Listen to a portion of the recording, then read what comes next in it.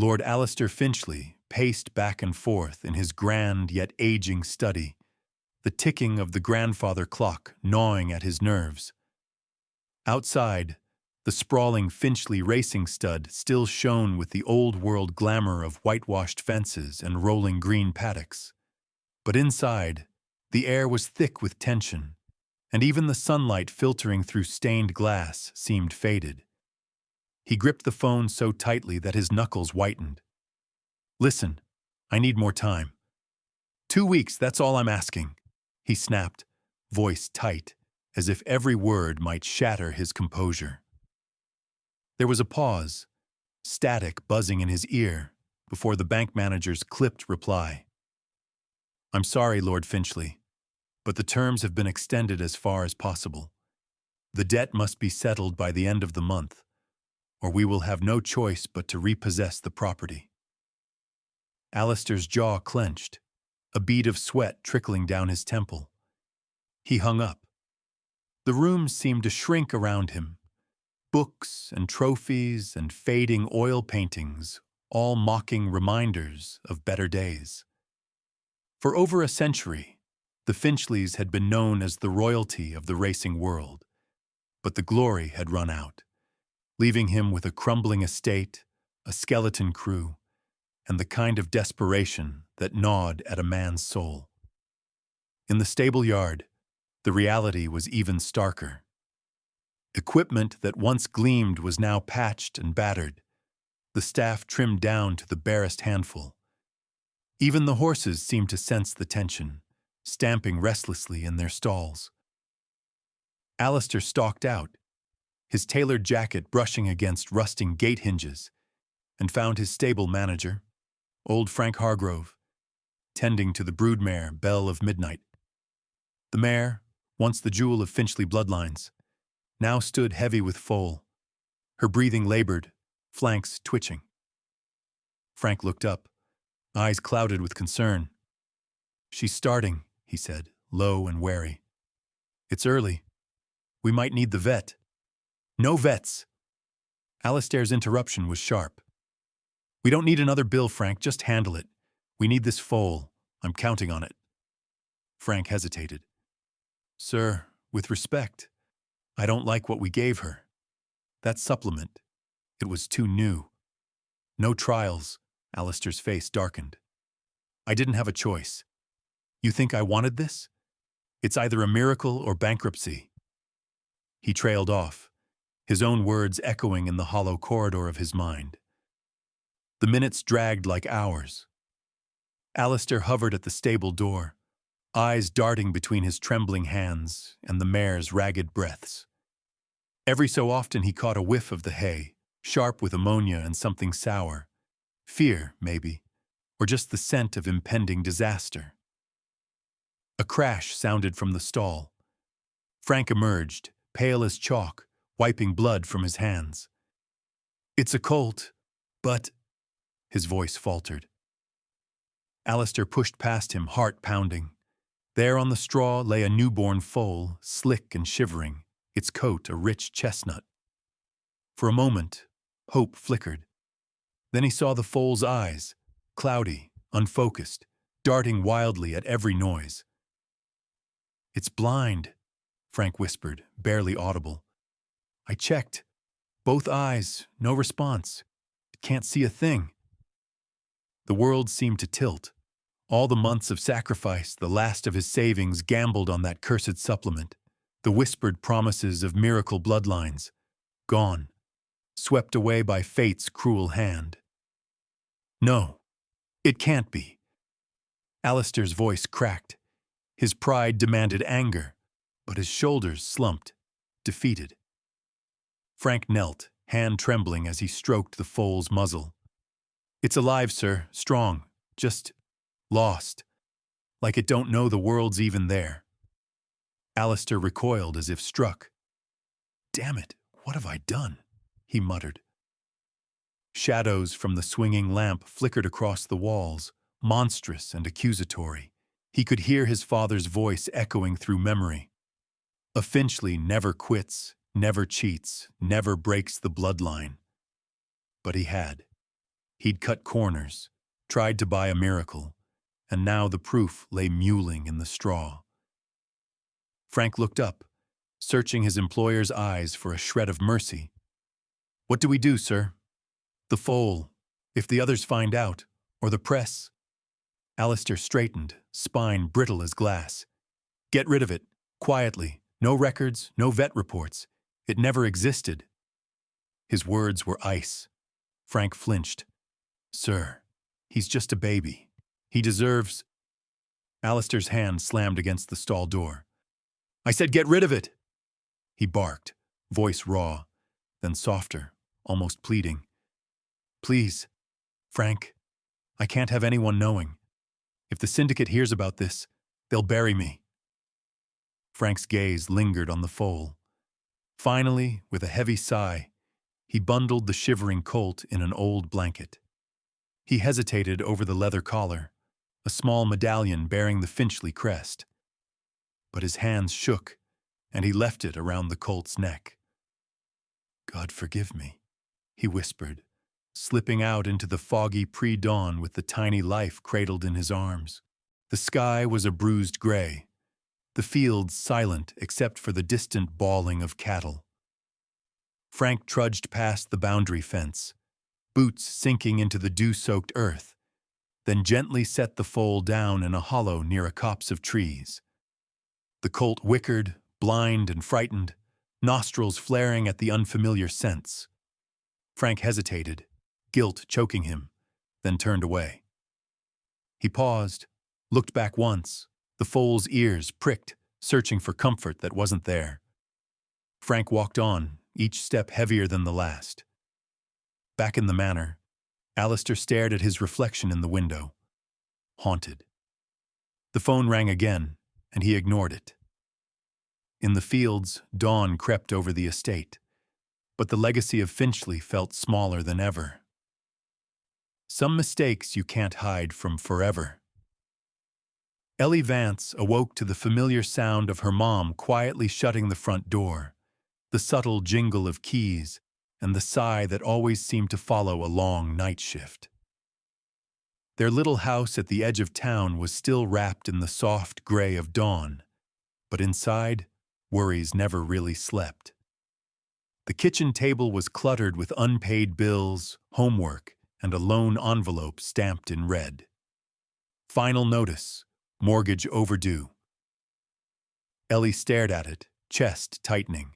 She picked it up, read it again, but the words didn't change. They never did. Another threat from the bank, another deadline. Her mom, Linda, did her best. Working double shifts at the hospital, barely home long enough to sleep, always putting on a brave face for Ellie's sake. Ellie poured herself some cereal, forcing each spoonful down, eyes drifting to the window. Beyond the thin glass, the world was shrouded in thick morning fog. Most people found it gloomy. Ellie found comfort in how it softened the harsh lines of reality. The world, hidden, quiet, less cruel. She fed their old tabby cat, Socks, then slipped on her boots and jacket. Saturdays were supposed to be for rest, but Ellie preferred the open air. She'd always loved horses ever since her father's stories of wild mustangs and daring cowboys, dreams that felt far away now, ever since he left. The closest she got was volunteering at a local stable or helping neighbors walk their ponies. This morning, though, a strange feeling tugged at her, a mix of anxiety and curiosity. Something was different in the air. Maybe it was the way Socks meowed after her, or maybe it was just the heaviness inside her chest that refused to fade.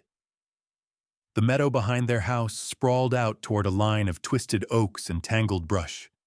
As Ellie crossed it, dew soaked her jeans, and she felt each step in her bones.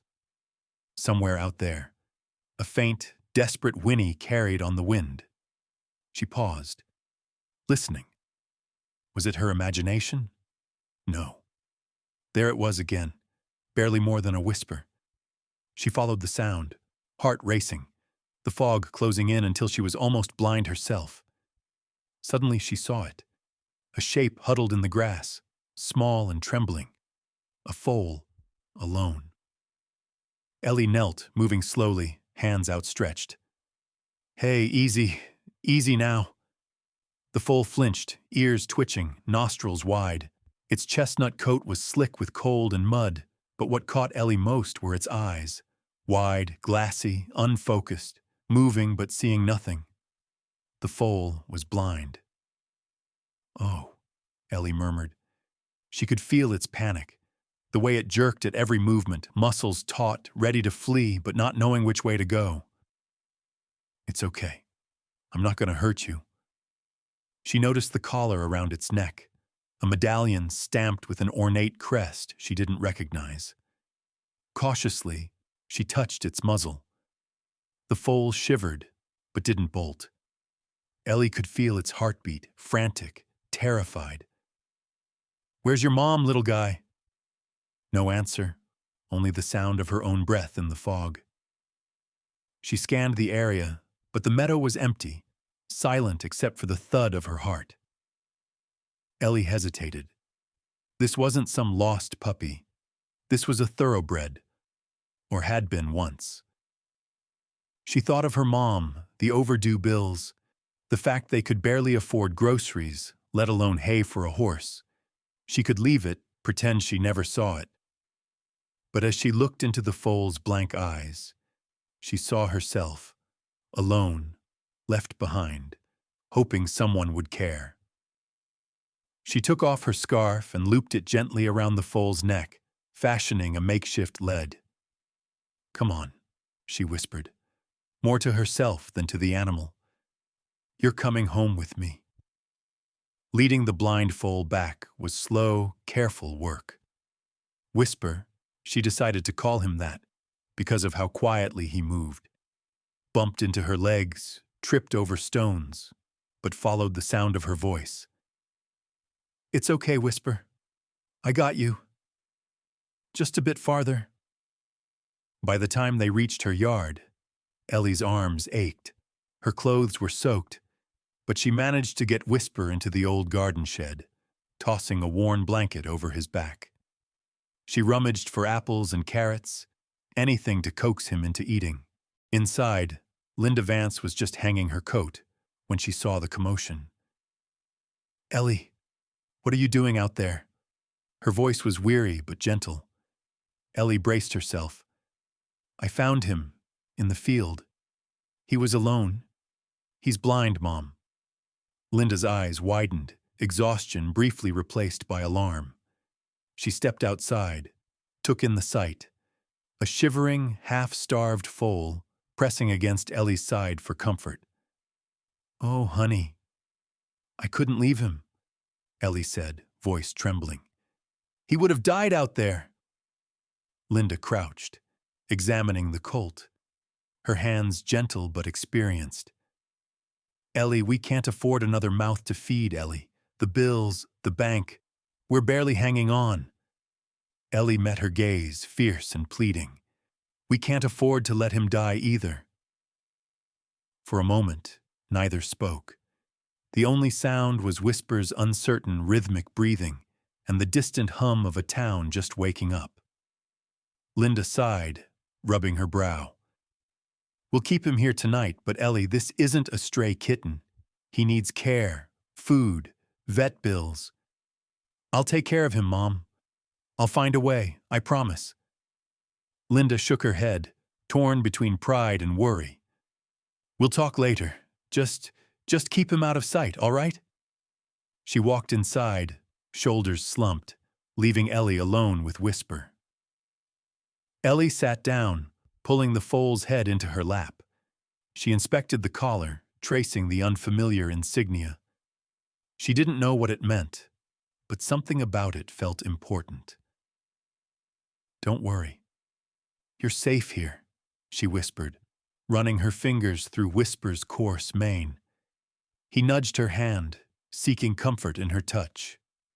That afternoon, while her mom slept, Ellie searched the internet for local rescues, charities, anything, but all she found were stories about horses being put down for less.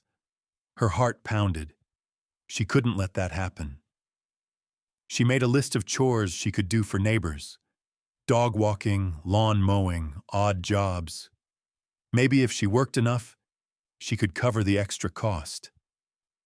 But as she glanced at the kitchen wall, her eyes caught on a flyer tacked to the bulletin board. County Junior Show Jumping Championship. First prize, $5,000. Ellie's mind whirred. £5,000. Enough to pay a chunk of the mortgage, maybe even keep the bank at bay for a while. But the idea was ridiculous, wasn't it? Whisper was blind, just a foal, and she'd never trained a horse herself, much less one with a disability. Still, hope, once sparked, is hard to extinguish. That night, as rain pattered against the roof, Ellie lay awake, Whisper dozing in the shed. She could hear his restless snorts, feel the ache in her own bones. Was she crazy to even think it? Competing with a blind horse? Everyone would laugh. But she couldn't ignore the fire building in her chest, the stubbornness that had gotten her this far. She got up, tiptoed outside. The moon had broken through the clouds, silvering the world in quiet magic. Ellie opened the shed, sat beside Whisper, and whispered, "We're in this together now. I won't let anyone hurt you. I promise." Outside, the wind picked up, carrying away the last doubts. For the first time in a long time, Ellie allowed herself to believe in something more than survival. She stroked Whisper's neck, already planning, already dreaming. Some burdens, she thought, aren't meant to be carried alone. And maybe, just maybe together, they'd find a way out. The next morning dawned clear and sharp, the last threads of fog dissolving as the sun crested the trees behind Ellie's house. She was up before her mother, packing a small backpack with carrots, old towels, and a battered training whistle. Socks, the cat, watched from the windowsill, tail flicking as Ellie slipped out the door, her breath puffing white in the cool air.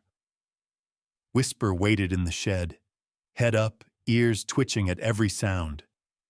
The little colt still trembled when startled, but there was a stubborn spark in him now, as if some secret part of him recognized that he was safe, at least for today. Ellie entered quietly, speaking in a soft, steady rhythm. "Morning, Whisper. How'd you sleep, huh?" She reached out and stroked his muzzle. He leaned into her touch, nostrils flaring to catch her scent. Ellie had spent most of the night researching blind horses. Every sight warned of the challenges, special training, careful routines, the constant threat of injury. But Ellie's stubborn hope refused to yield. If other people could do it, so could she. It wasn't just about the money anymore. Whisper deserved more than to be abandoned in the fog.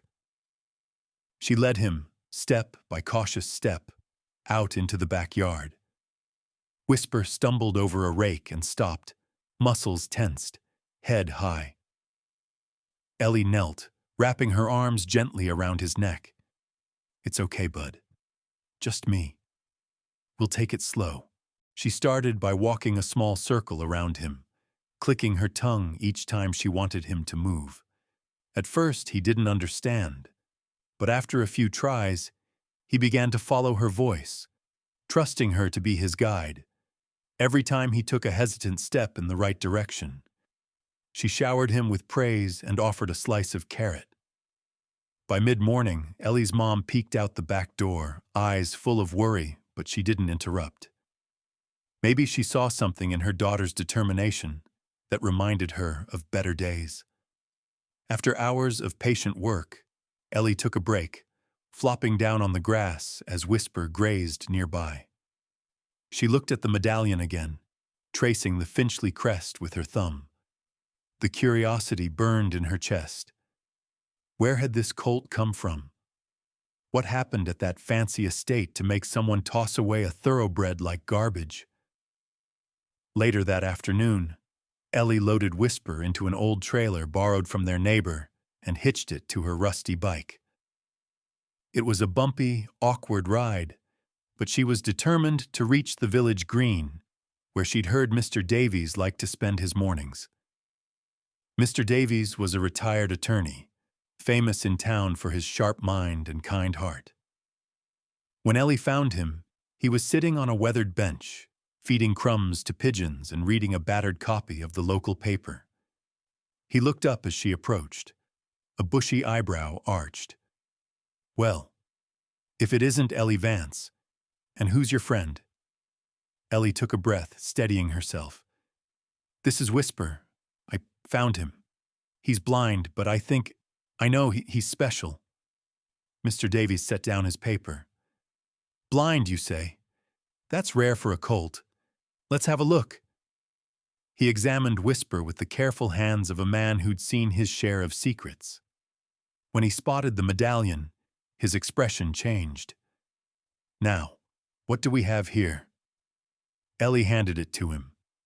"I don't know what that is, but it was on him. I think he was abandoned." Mr. Davies turned the medallion over, squinting at the crest.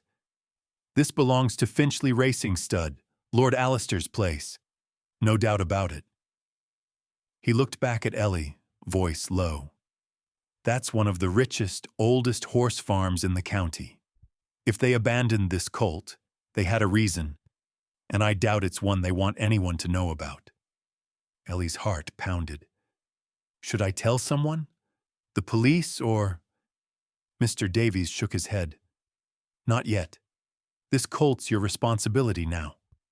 If the truth needs to come out, it will. But in the meantime, keep your head down. And keep that medallion somewhere safe. You never know when you might need proof of where he came from." He gave her a crooked smile. "You're planning something, aren't you?" Ellie hesitated, then nodded. "There's a show jumping competition coming up. Big prize. If I could train Whisper, even though he's blind, maybe we could win. It's crazy, I know." Mr. Davies's eyes twinkled. "This is a David and Goliath story, my girl. And you know who wins in the end." Ellie smiled for the first time in days. That afternoon, she and Whisper returned home and began what would become a daily ritual. She raided the garage for anything she could use: lawn chairs, broomsticks, old buckets, and tarps. She rigged them into makeshift jumps and obstacles, laying them out in the yard. Everything was worn, patched, homemade, but it was theirs. The training was slow, sometimes painful. Whisper stumbled, tripped, knocked over buckets and chairs, but Ellie never scolded him. Instead, she clapped and cheered for every tiny victory. She used her voice, her hands, and sometimes even a little bell tied to her belt to help him know where she was. Day after day, Whisper learned. He started to recognize the sound of the whistle as a cue. He learned that a certain pattern of clapping meant jump. He trusted Ellie, even when he was afraid. Sometimes, Ellie would lie in the grass beside him after a session, both of them exhausted, watching the clouds drift by. "We're a team," Whisper. "You and me against the world." One afternoon, as she led him through a particularly tricky series of jumps, something clicked. Whisper, sensing the rhythm of her voice and the faint jingle of the bell, leaped cleanly over the broomstick. Ellie burst out laughing, the sound ringing across the yard. "Yes! You did it, Whisper!" From then on, the breakthroughs came faster. He learned to turn at her command, to stop when she whistled, to walk in perfect circles around her voice. It was like watching a flower bloom in fast forward. Every day, Whisper grew more confident, and Ellie's hope grew with him. Not everyone in the village was supportive. Some neighbors whispered that she was wasting her time, that she should sell the foal or give him away. A few sneered as she dragged her ragtag equipment to the field, but Ellie ignored them. She focused on the sound of Whisper's hoofbeats, the warmth of his breath, and the spark of something that felt like destiny.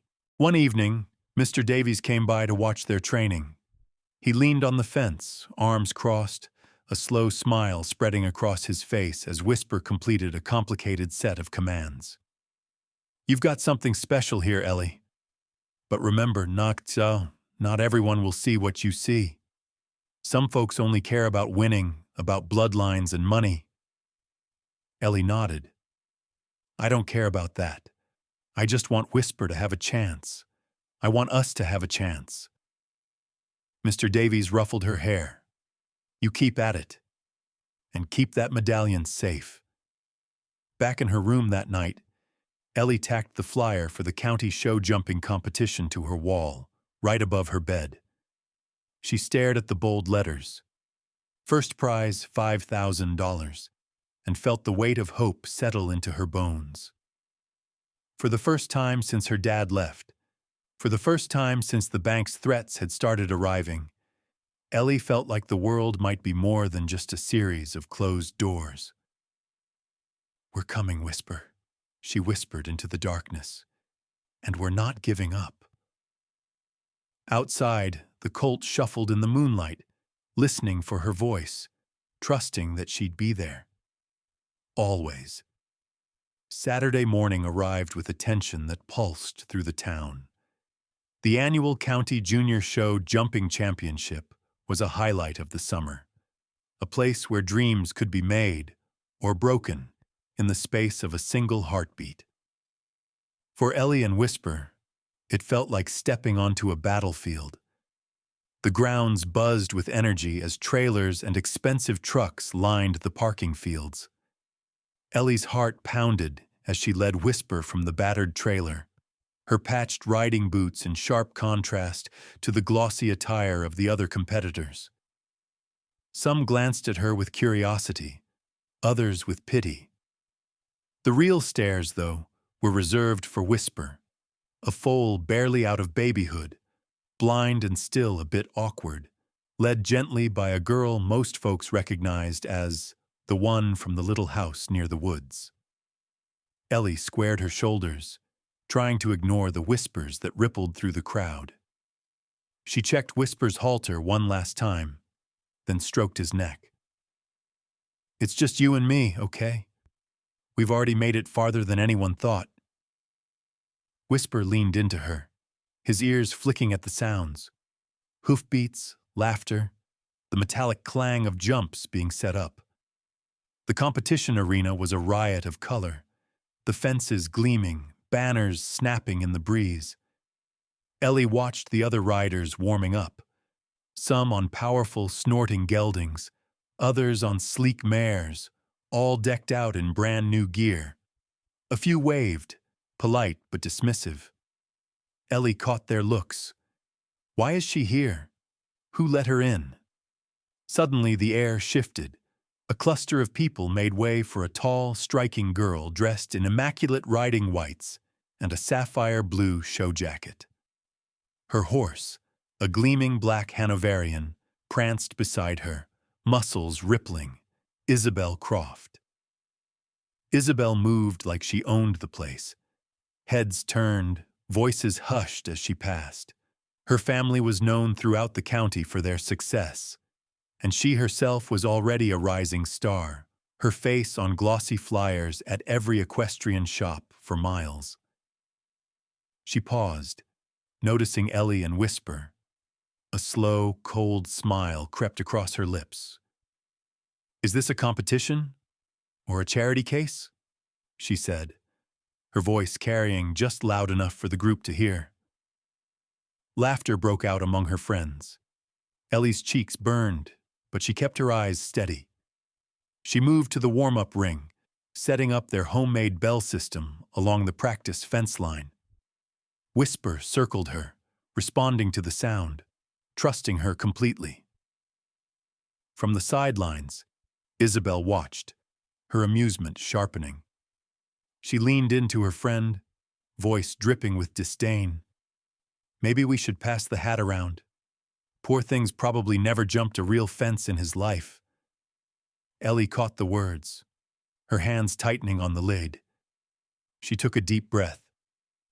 "Don't listen to them, Whisper," she whispered. "We belong here. Let's show them." Soon, the announcer's voice boomed across the arena. "First round, Junior Division. Riders, please prepare." Ellie was near the end of the running order. She stood by the rails, heart thumping, listening to the rhythmic thud of hooves as the first few riders tackled the course. Some rode flawlessly, their horses leaping as if born for it. Others faltered, rails tumbling, nerves getting the best of even the most seasoned pairs.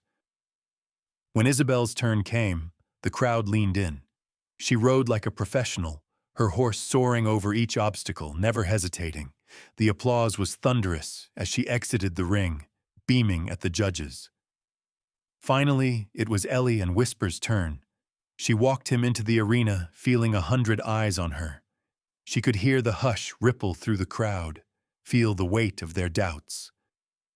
A judge leaned forward, squinting at her entry form. "Miss Vance, is this your mount's first competition?" "Yes, sir," Ellie replied, "and he's blind, but he's ready." The judge hesitated, then nodded. "Very well. Good luck." Ellie took her position, heart hammering. She rang her little bell, just loud enough for Whisper to track. "Okay, boy. Listen for me. Trust me." The buzzer sounded. They began. Whisper's ears locked onto Ellie's commands. Her voice, the gentle jingle of the bell, the pattern of clapping she'd drilled every night. The first fence loomed. "Now!" Ellie called. Whisper sprang forward, clearing the jump.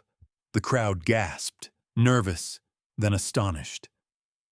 They moved to the next, Ellie guiding with subtle shifts of her body and soft cues. Each fence became a test of their bond. Ellie's courage, Whisper's trust. There was a moment, halfway through, when Whisper tripped over his own feet, the crowd holding its breath. But Ellie steadied him, voice calm, and he regained his rhythm. By the final jump, the arena was silent. Ellie hesitated, then gave the command. Whisper leapt, legs tucking beneath him, soaring over the fence. They landed together. Ellie's hands buried in his mane, tears stinging her eyes. For a heartbeat, nothing happened. Then the crowd erupted, applause echoing from the stands.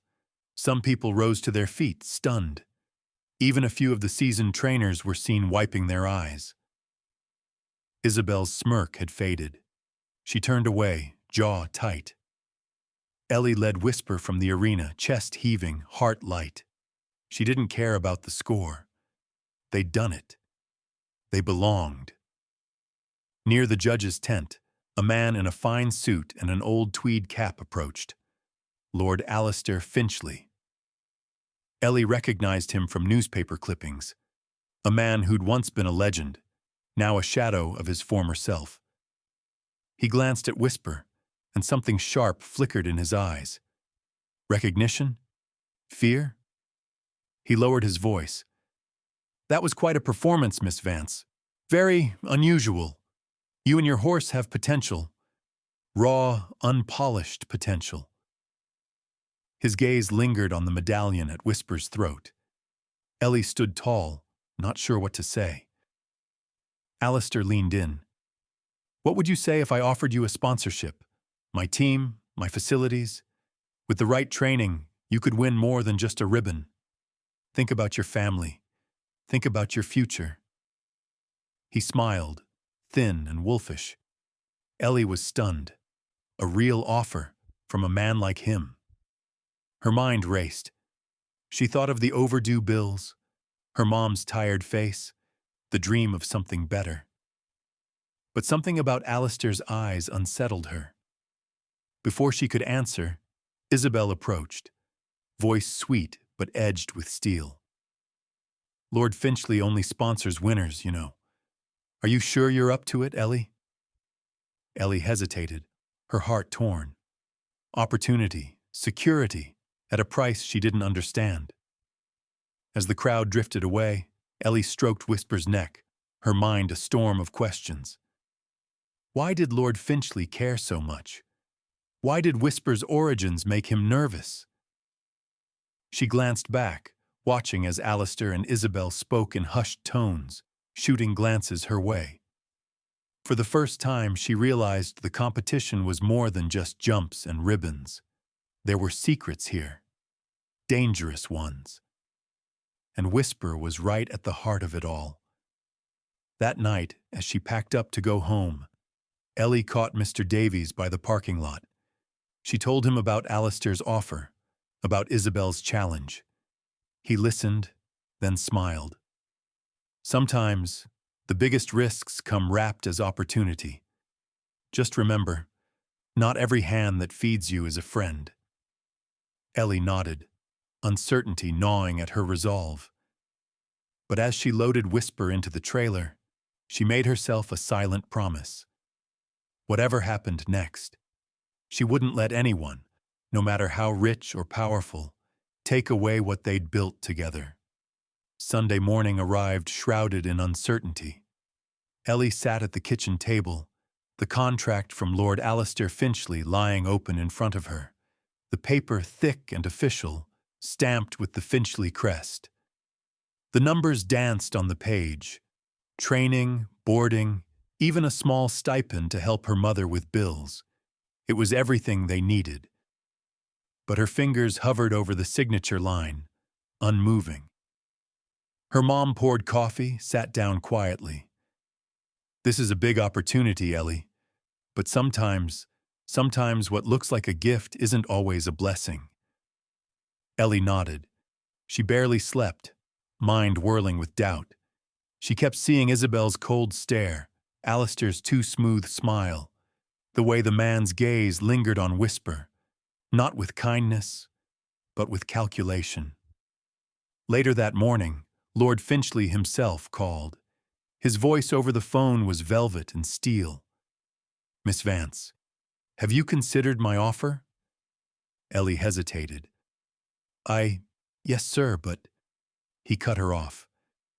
You must understand, what I'm offering is more than charity. Whisper has potential. With my team and resources, he could win you more than a local ribbon. We could make history together. There was a pause, heavy with things unsaid. But of course, my team would need to take over his training. Certain conditions must be met if you wish to compete at a higher level. Whisper's best chance is with experts, not amateurs. The words stung. Ellie's hands curled into fists. I've been the one training him. He trusts me. Alistair's laugh was soft, almost pitying. That's sweet, Ellie, but sentiment only gets you so far. Champions are made with discipline, with science, with tradition. She bit her lip, uncertain. Come see the Finchley facilities, he continued. Meet my team. See what you're missing. An hour later, Ellie found herself standing at the iron gates of Finchley Racing Stud. The estate spread before her like a kingdom. The stables were spotless, the fields lush, every detail managed by uniformed staff moving with military precision. A young woman in a Finchley jacket, Isabel, met her at the entrance. Try not to get lost, she said, smirking as she led Ellie past row after row of prize-winning horses, each one more perfect than the last. Inside the main barn, Ellie saw the differences immediately. Here, horses were valuable assets, not companions. The grooms barely glanced at her, eyes on their work. The air was thick with the scent of disinfectant and the clatter of hooves on concrete. Alistair greeted her in the office, offering a glass of water and a practiced smile. Impressive, isn't it? With resources like these, Whisper could reach his full potential. Ellie tried to picture Whisper here, led by strangers, forced to obey sharp commands, drilled in the ring hour after hour? The thought made her stomach clench. Alistair slid the contract across the table. Look closely at the terms. After 1 year of sponsorship, Finchley Stud reserves the right to purchase Whisper for a set price. It's standard. We invest in his training, and should you choose not to continue, he comes home to us. Ellie's heart thudded. And if I don't sign? He smiled. Then you'll be back where you started, struggling to pay the bills, unable to compete at the top level. I'm giving you a way out, Ellie. Don't be foolish. Isabel leaned against the doorframe, arms folded. Some people just don't know a good thing when it's handed to them. Don't let pride ruin your shot.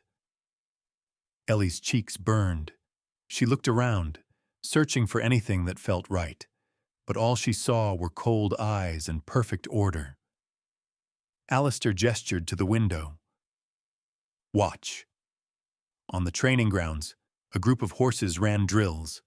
Their movements were flawless, but the trainers barked orders, cracking whips in the air. There was no laughter, no warmth, just discipline. Whisper, Ellie thought, would wither in this place.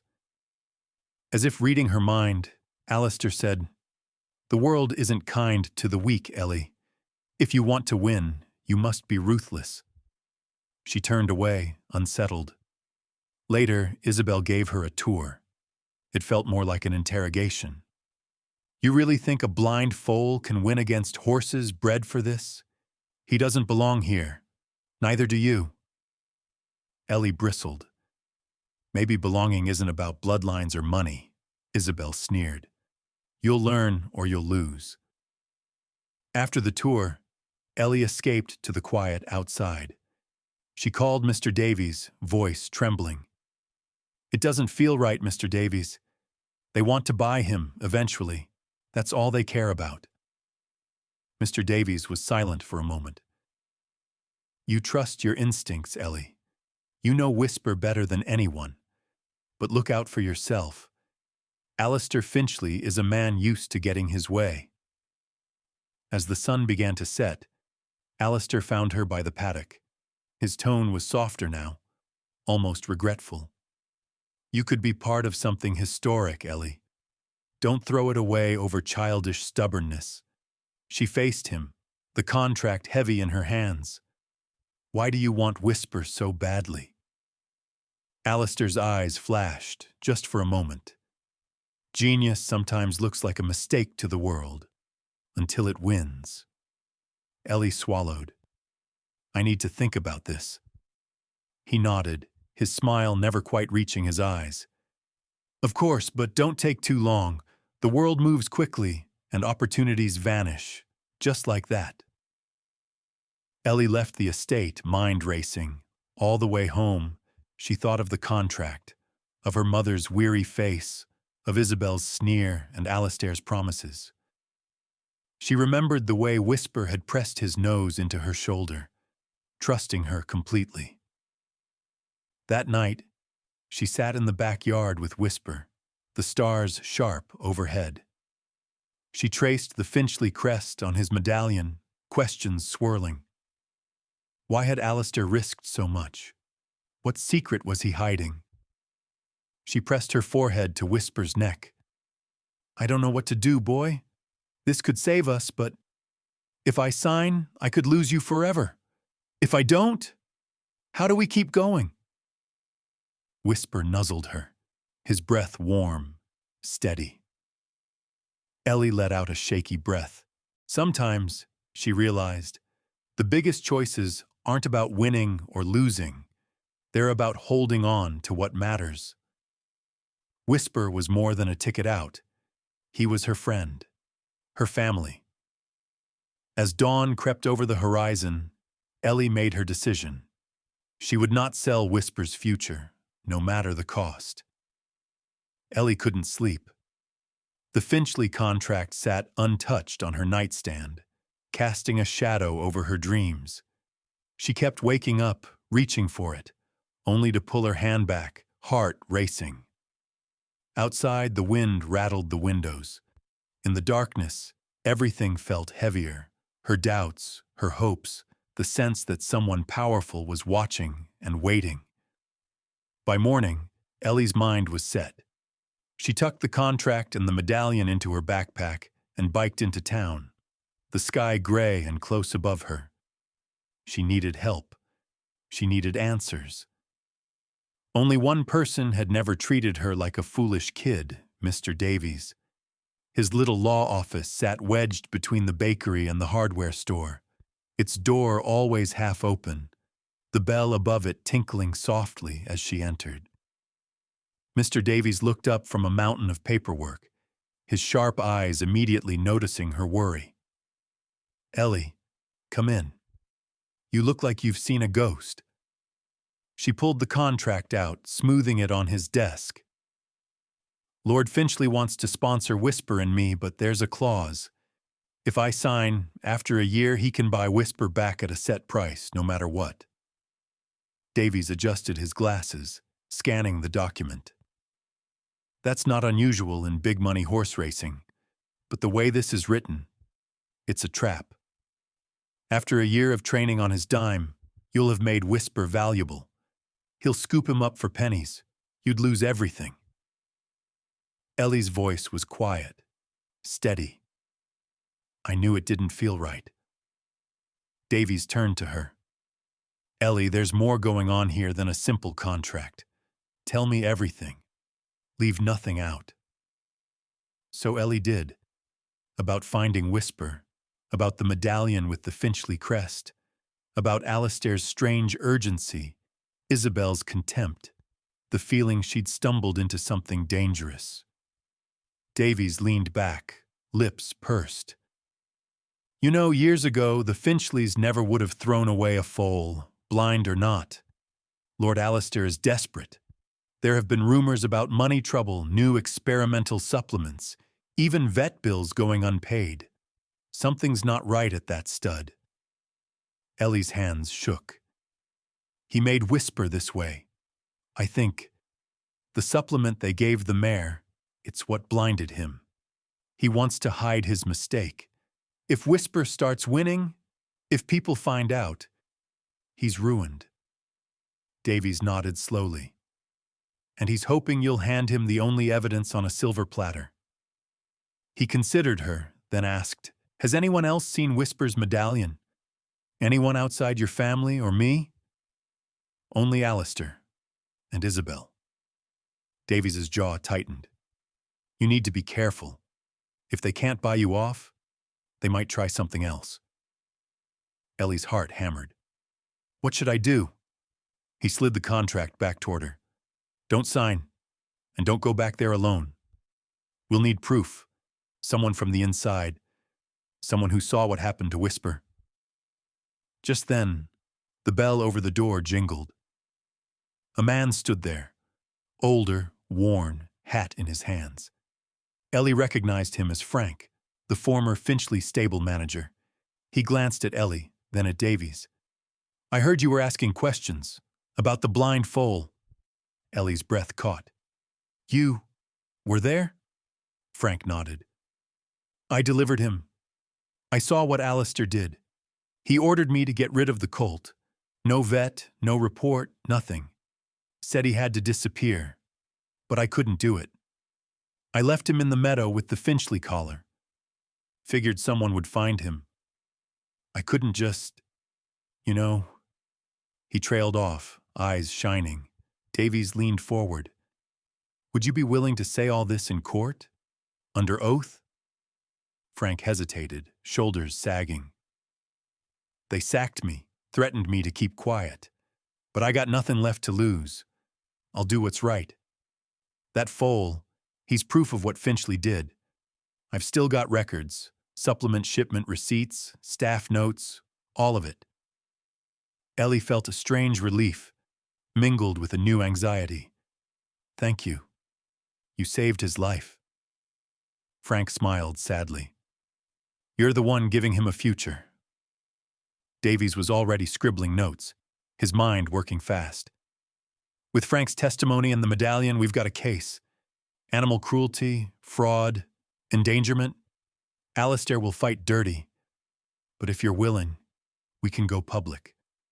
The courts, the press, let the truth come out. Ellie nodded, determination replacing fear. I won't let them hurt Whisper. Not ever. Davies looked at her with a new respect. You're braver than most adults I know. Outside, the clouds finally broke, shafts of sunlight warming the pavement. Ellie walked home lighter, but the world felt more dangerous. At home, she found her mother waiting with news.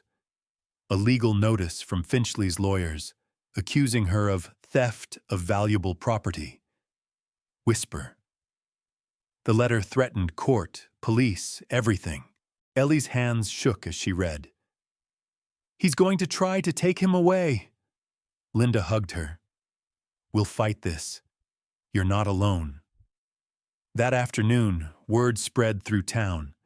Ellie Vance was being sued by Lord Finchley, the famous horseman, for stealing his foal. Some people took Finchley's side.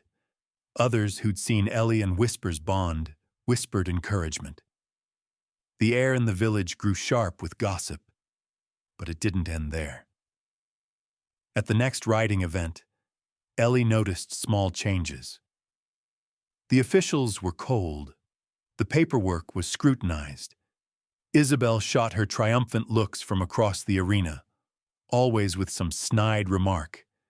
Guess you're not so special now, are you? And the other girls followed her lead, laughing and turning their backs.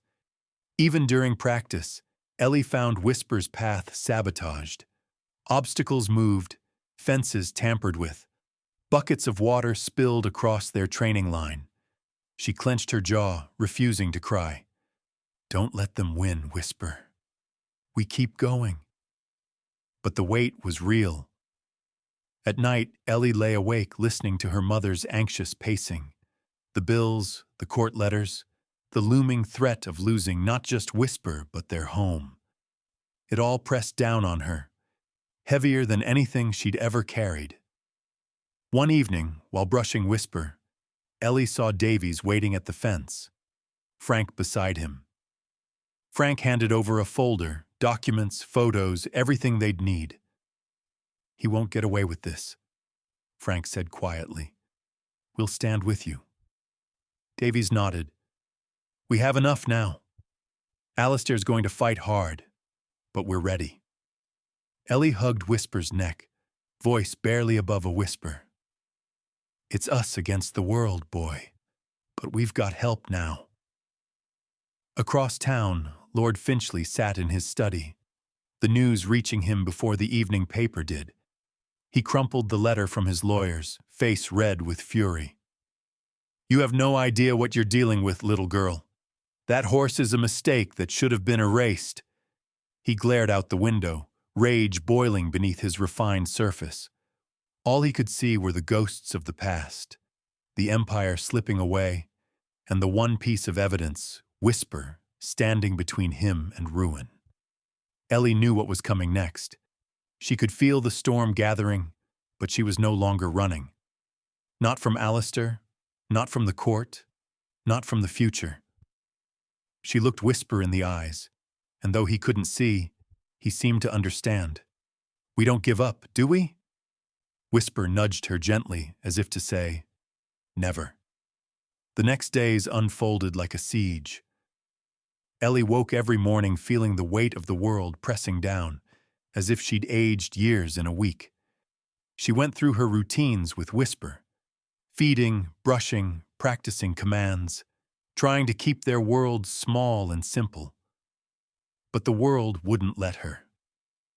Papers arrived in the mail every morning. Some were legal letters from Lord Finchley's team, full of long, angry words and threats of police and court. Others were bills, overdue, final notice, red ink bleeding across the page. Linda tried to hide the worst of them, but Ellie saw the way her mother's hands trembled each time she opened an envelope.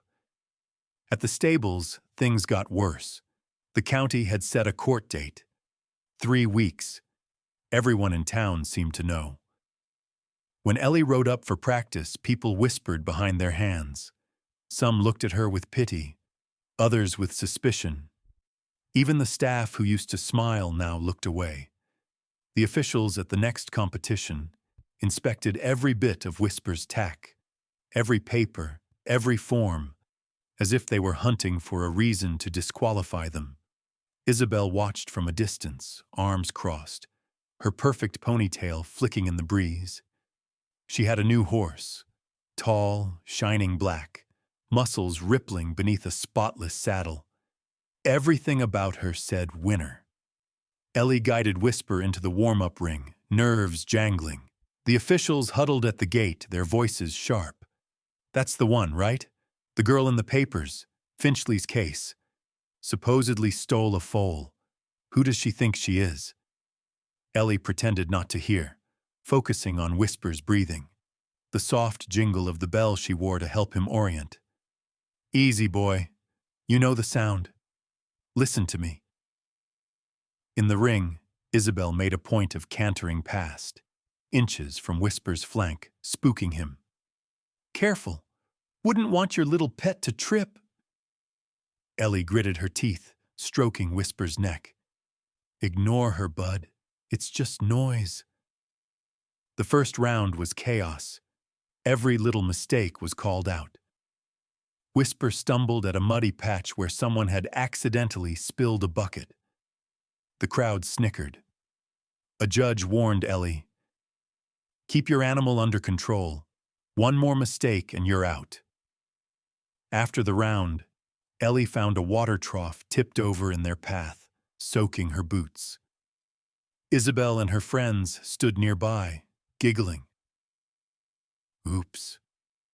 Must have been the wind, right?" Ellie's cheeks burned. She led Whisper away, blinking back tears.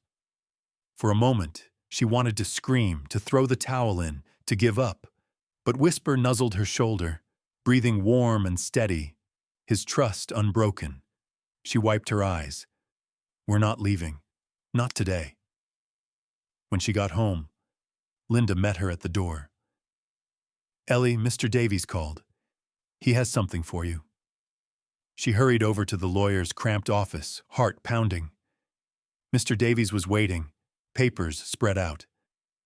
"We found something.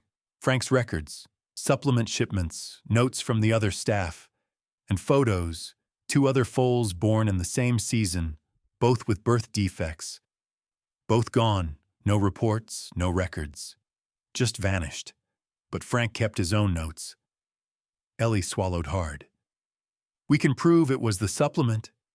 Davies nodded.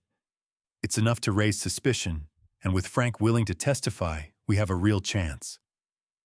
A slow hope kindled in Ellie's chest, fragile but bright. "So, what do we do?" Davies smiled grimly. "We're not waiting for Finchley to crush you in court. We go public. Press, social media, the local animal rights group. The truth will spread faster than he can silence it."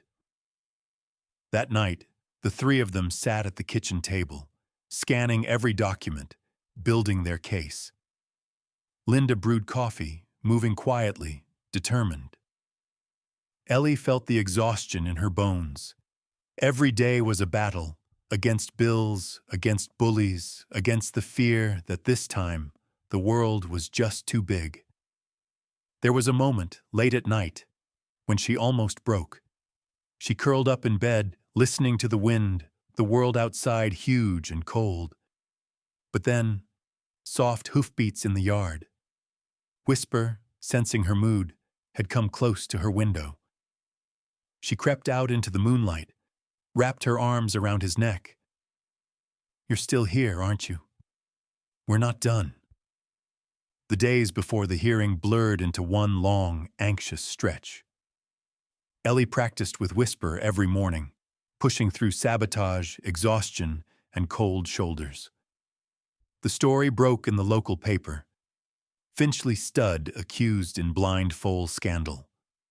Reporters called the house, snapped photos of Ellie and Whisper in the yard. Some people turned up to support her, dropping off bags of carrots, envelopes with a few dollars tucked inside. Others came to gawk, to sneer, to remind her that people like them didn't win against the powerful. But she wasn't alone. Mr. Davies worked the phones, organizing, rallying witnesses.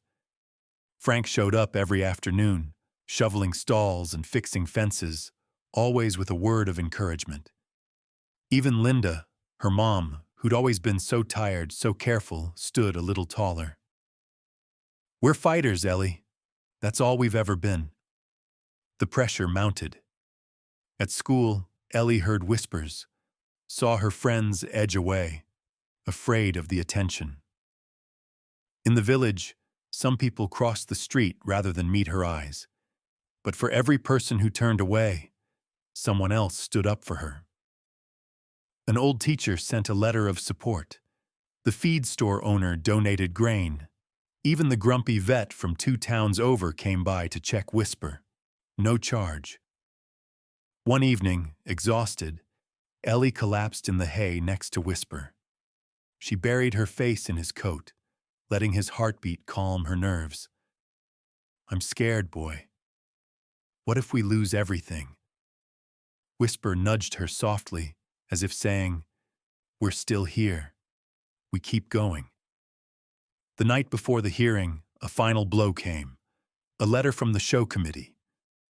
Because of the ongoing lawsuit, Ellie and Whisper would only be allowed to compete in the national finals if the case was resolved in their favor. Everything, her dream, her family's hope, hung on the verdict. At dawn, she walked Whisper to the edge of the field, watching the sun rise, painting gold across his face. She spoke quietly, more to herself than to him. "We're out of time. Tomorrow, it all comes down to this: court, the final round. We win, or we lose everything." Whisper raised his head, ears flicking, as if listening for something beyond the horizon. Inside, Ellie's mother called her in. There were 2 letters on the table, one a court summons, the other an official schedule for the national finals. Both set for the same week. Ellie stared at the envelopes, heart pounding. She was tired, scared, but underneath the fear was something else, a stubborn defiance. She looked at her mom, then at the little medallion around Whisper's neck. "We fight," Ellie whispered, her voice steady. "We show them what we're made of." Linda squeezed her hand. "I'm with you, Ellie. All the way." That evening, as the sky darkened and the house quieted, Ellie stood in the field with Whisper. The world hushed around them. She pressed her forehead to his and closed her eyes. "We're not running anymore. No matter what happens, we finish this.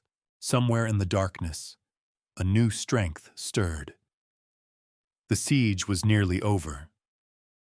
Soon, it would be time to fight back. Not just for Whisper, but for everything they'd lost, and everything they still dared to dream. The morning of the reckoning broke with a restless wind whipping through the town, scattering leaves and the last of the summer's warmth. Ellie stood at the window, watching as light crept across the yard, painting Whisper's coat a ghostly silver in the pre-dawn mist. Today was the day everything collided, the court hearing and the national finals. Her life split in 2, both paths leading to a fight she could not avoid.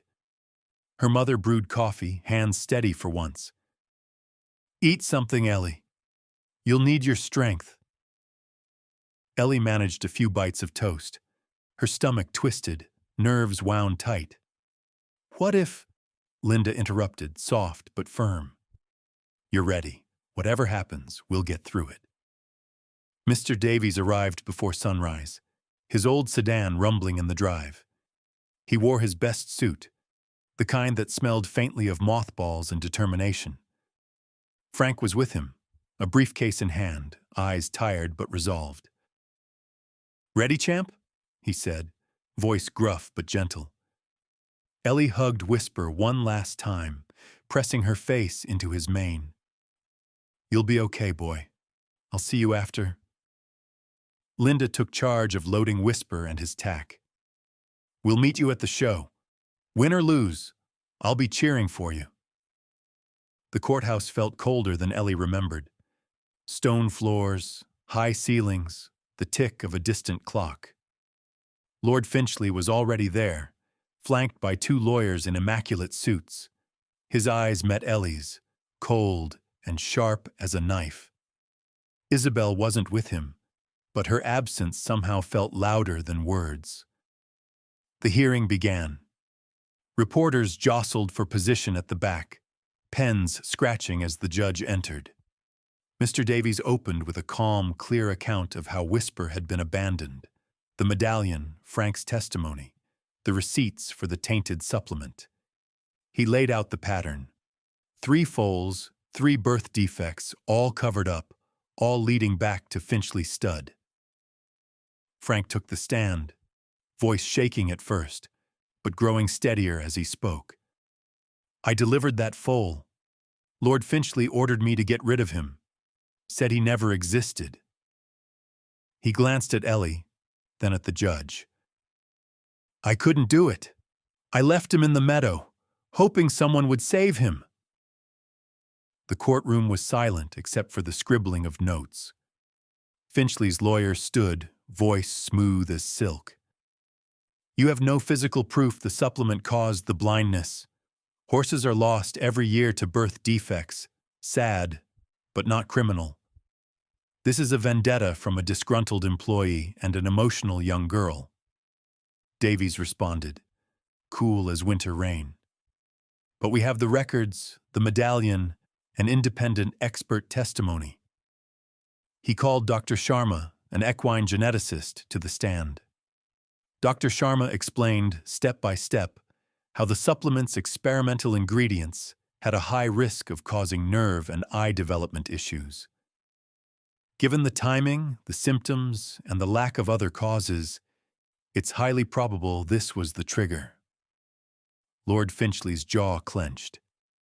He tried to look bored, but his hands trembled. Davies leaned forward. "Your Honor, this was not a tragic accident. It was negligence, then a cover-up." The judge called a recess, promising a verdict by the end of the day. Reporters crowded the hall. Someone snapped Ellie's photo. She blinked in the sudden flash, feeling small and exposed. There was no time to process the hearing. Linda ushered Ellie into the car, already towing Whisper to the finals. They arrived at the competition grounds just as the announcer's voice echoed through the field. Ellie changed into her riding gear behind the trailer, her hands shaking so badly she fumbled with the buttons. Linda hugged her hard. "You don't have to win to make me proud. Just ride your heart out." The showgrounds felt transformed. News of the court battle had spread. Whispers followed Ellie everywhere she walked. Isabel waited at the practice ring, flawless in her blue jacket, her new horse gleaming beside her. Isabel smirked. "Here to make more headlines, Vance? Hope you're ready for real competition." Ellie didn't answer. She focused on Whisper brushing his coat, breathing in his scent. She remembered every night in the yard, every setback, every promise she'd made. The finals were packed, stands overflowing, judges and spectators craning for a view. The announcer read out the order. Isabel was up first. Isabel and her horse thundered through the course, clearing every jump with machine-like perfection.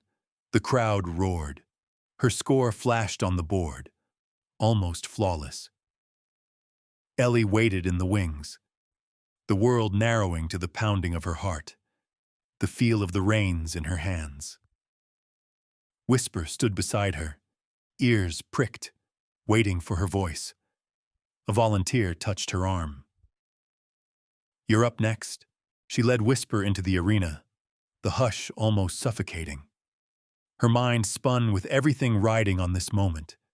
Her family's future, Whisper's safety, her own stubborn hope. She shut it out, focusing only on the sound of Whisper's breath, the weight of his trust. The bell rang. She started slow, voice calm and steady. Left, Whisper. That's right. Ready. Now. She clapped once, and Whisper surged forward, clearing the first jump. The crowd gasped. Each obstacle was harder than the last. At the double oxer, Ellie's cue faltered. For a split second, Whisper hesitated. Then, feeling her hand on his mane, he leaped, clearing it by inches. Ellie could hear her mother's voice above the crowd, steady, cheering. That's it! You can do it! Final jump. Ellie rang her bell, then gave the command. Whisper tucked and soared, hooves barely scraping the rail. They landed, and the world exploded. Cheers, applause, the announcer's astonished voice. Ellie threw her arms around Whisper's neck, laughing and crying all at once. Back in the stables, a volunteer found her, breathless. The judge's office wants to see you right now. Ellie ran, boots pounding on the grass. The judge's office was crowded with reporters and lawyers, her mother, Mr. Davies, even Frank. The judge looked up, face unreadable. The court has ruled in your favor, Miss Vance. Lord Finchley is found responsible for negligent care and subsequent cover-up. He must pay damages and relinquish all claim to the colt known as Whisper. The words spun around her, barely real. Finchley's face was pale with shock. His lawyer whispered frantically, but the judge raised a hand. Enough. This is finished. Ellie's knees nearly buckled. Linda caught her, holding her up.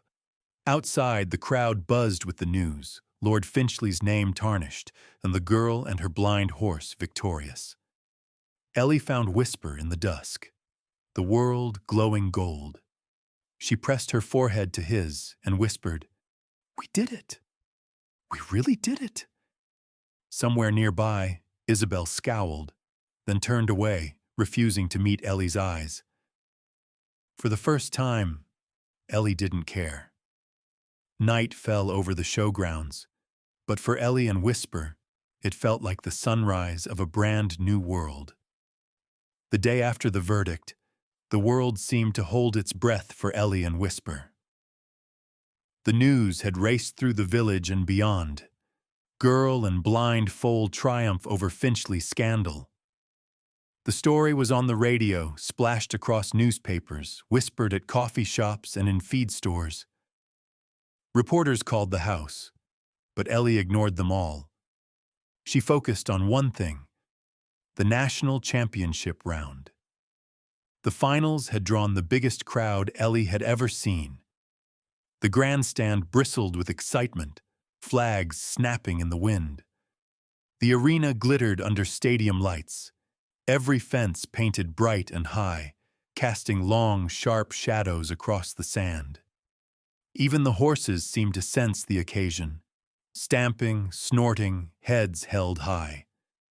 In the quiet of the warm-up ring, Ellie brushed Whisper's coat, hands steady at last. For the first time in weeks, she felt no fear, only the burning thrum of possibility. "You ready, boy?" she murmured. Whisper's ears flicked, searching for her voice. Linda, beaming, kissed her forehead. "No matter what happens out there, you've already won. Just ride. Ride for you, for him, for all the people who said you couldn't." Ellie nodded, blinking back tears. She watched Isabel warm up nearby, face hard, posture rigid, every movement calculated. Their eyes met. Isabel looked away first. Ellie led Whisper to the gate. As the announcer read her name, the world fell into a hush. Next on course, Ellie Vance and Whisper. The silence was different this time. Not doubt, anticipation. Ellie could feel it in the air, like the moment before thunder. She took a deep breath, glanced at the stands. She saw Mr. Davies, Frank, her mother, faces full of hope. This, she thought, is what it means to belong. She stepped into the arena. The crowd's noise faded to nothing. There was only the thud of her heart, the warmth of Whisper's coat beneath her hand, the steady rise and fall of his breath. No music played, no commentary, no cheering, just the sound of hooves on sand, the crisp call of the bell, the tension so thick you could almost reach out and touch it. Ellie tapped Whisper's shoulder, her voice barely above a whisper. "We've come this far. Trust me, okay? Just listen. I'm here." The first fence loomed, striped yellow and white, taller than any they'd faced in training. Ellie gave a soft click, clapped once. Whisper tensed, then sprang forward, clearing the jump cleanly. The crowd gasped, then fell silent again. They rode the course as one, Ellie's voice the only guide, Whisper moving by feel and trust alone. Each obstacle demanded more. A sharp left turn, Ellie clapped twice, Whisper pivoted. A triple combination, Ellie whispered the cue, Whisper tucked and soared, landing true each time. By the halfway mark, sweat darkened Whisper's neck. Foam flecked his muzzle, but his ears stayed locked on Ellie's every word. She felt the energy in the crowd build, breath held, the moment stretching thin as wire. At the final line, Ellie paused, time slowing. She could hear her heartbeat, the distant shouts from the gate, the sound of her own breath. The last jump towered above them, a wide oxer painted bright red, daunting and impossible. She leaned low, voice calm. "Now, Whisper! Now!" Whisper charged, hooves pounding, legs gathering beneath him. He leaped, and for a heartbeat the world stopped. Horse and girl suspended in the golden air, every eye in the stadium fixed on them. Silence. The landing, soft, perfect, clean. For a moment, nothing. Then the world exploded. Cheers, applause, a tidal wave of sound rolling across the arena. Ellie pulled Whisper up, tears streaming down her face, laughter bubbling from her lips. "We did it! We did it!" The scores flashed up on the board. Isabel's round had been technically perfect, but Whisper and Ellie's partnership, their story, had earned them a bonus for courage and horsemanship. By the thinnest margin, Ellie and Whisper had won. The announcer's voice trembled with excitement. "Ellie Vance and Whisper, national champions!" Ellie slid from the saddle, burying her face in Whisper's neck, sobbing with relief and joy. Linda ran onto the field, hugging her tight, both of them crying and laughing together. Reporters swarmed, cameras flashing, microphones thrust forward. "Ellie, how does it feel? What will you do with the prize money?" Ellie wiped her tears, voice steady. "I'm going to pay off our house. And the rest? We'll make a place for horses nobody else wants. Like Whisper." In the crowd, Isabel stood motionless, watching. For a moment, she looked like she might storm away, but then she stepped forward, extending a hand. "You deserved it, Ellie. I never thought you'd make it. I was wrong." Ellie shook her hand, feeling the weight of the moment. "Thank you. Maybe someday you'll let your horse trust you too." A flicker of surprise crossed Isabel's face, then a smile, small but real. As night fell, the awards ceremony took place under floodlights. Ellie and Whisper stood on the podium, garlanded with ribbons and flowers. The crowd roared, chanting their names. But the greatest victory wasn't the trophy or the check. It was Whisper, standing tall beside Ellie, head high, ears pricked, as if he finally understood that the world saw him not as a mistake, but as a champion. In the quiet after the crowds faded, Ellie led Whisper to a quiet corner of the field. She slid off his bridle, running her hands over his neck. The stars blinked down, cool and silent. Ellie closed her eyes. "We made it," Whisper. "We really did. No more running. No more hiding. We showed them all." Whisper whickered softly, pressing his muzzle to her shoulder, the bond between them stronger than anything Ellie had ever known. Nearby, Lord Finchley watched from the shadows at the edge of the grounds, shoulders hunched, face lost in darkness. He'd lost everything: his reputation, his case, his hold on the one creature that could have saved his fortune. Now he was just a man with nothing left but regret. The cameras moved on. The crowd drifted away. But for Ellie and Whisper, the moment would last forever. As they walked back across the moonlit grass, a reporter caught up, notebook in hand. "What's next for you, Ellie?" Ellie smiled, eyes bright. "We start again. For every horse left behind.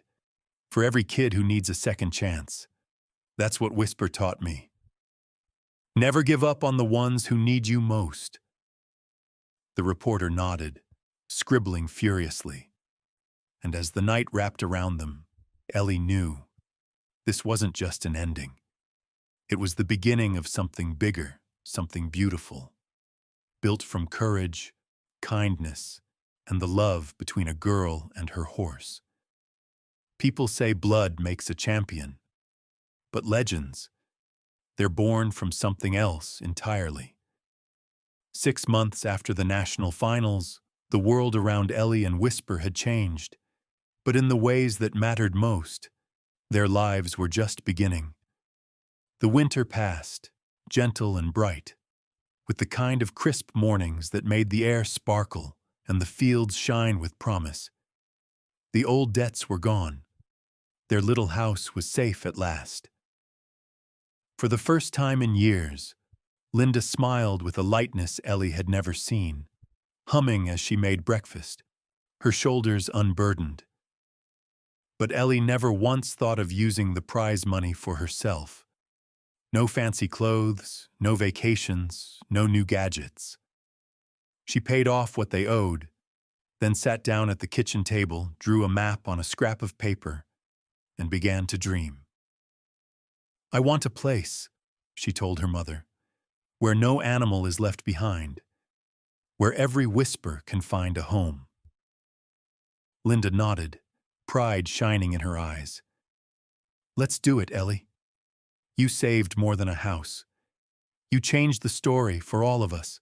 Spring brought color to the countryside, wildflowers in the fields, birdsong at the break of day."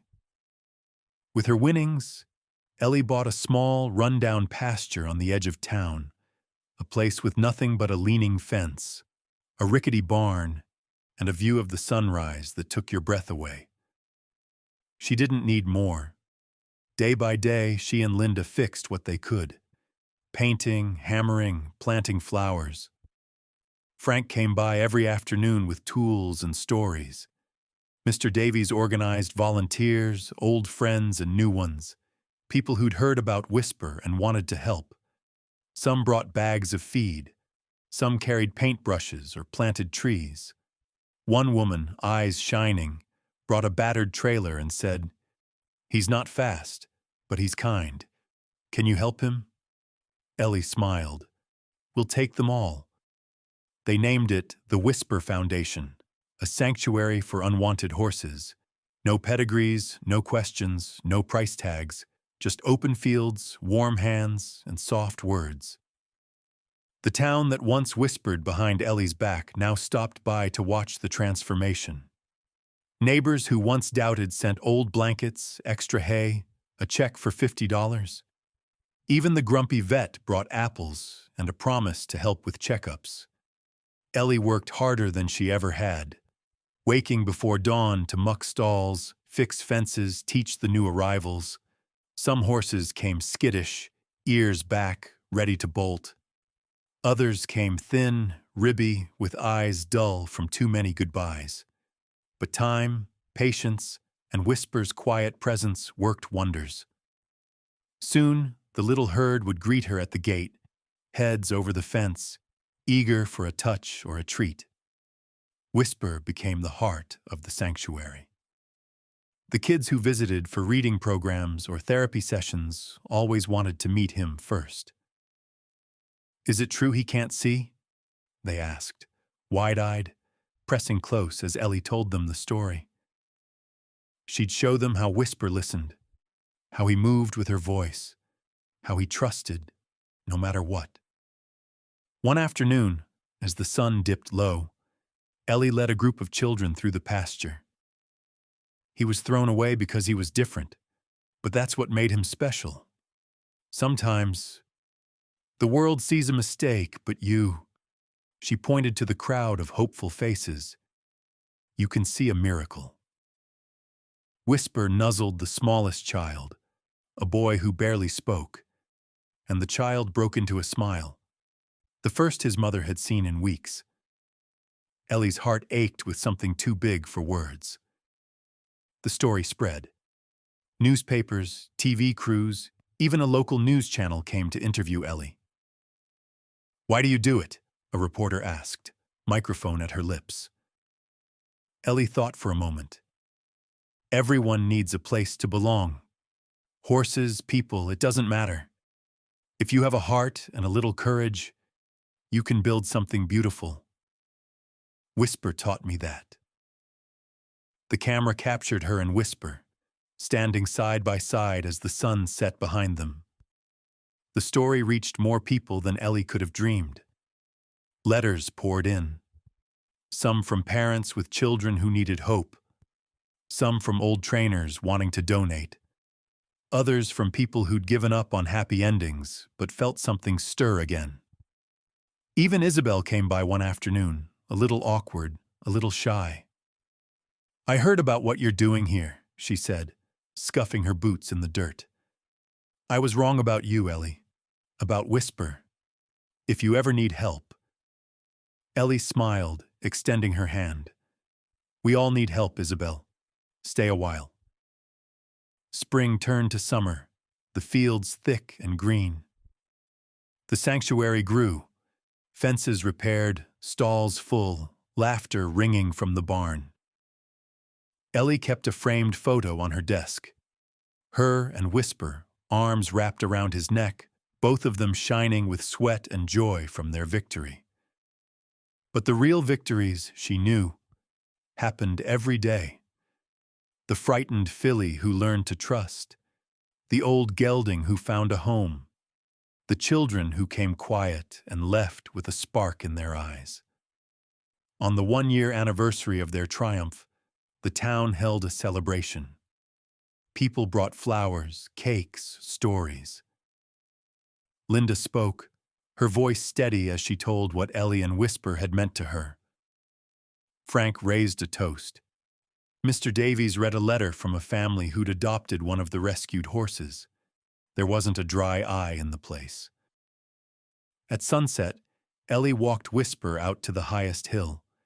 She leaned into his warmth, closing her eyes, the world soft and safe. "Thank you, Whisper," she said quietly. "You showed me that mistakes don't have to be endings. They can be beginnings. We just have to listen for them." As the light faded, Ellie looked out over the fields, the home they'd built, the lives they'd saved, the friends who stood with her. She thought of the hard days, the moments she almost quit, and the joy of holding on, of not letting go. A lesson lingered in the evening air. True value isn't in blood or medals, but in courage. The courage to believe in something no one else can see. Before heading home, Ellie turned to Whisper, laughter in her voice. "Come on, boy. There's still work to do." They walked back together, the fields golden around them, the world full of possibility. Behind them, the sign read, "The Whisper Foundation, a sanctuary for unwanted horses." Ahead, the path ran open beneath the stars, and for every heart that dared to hope, a new story was just beginning.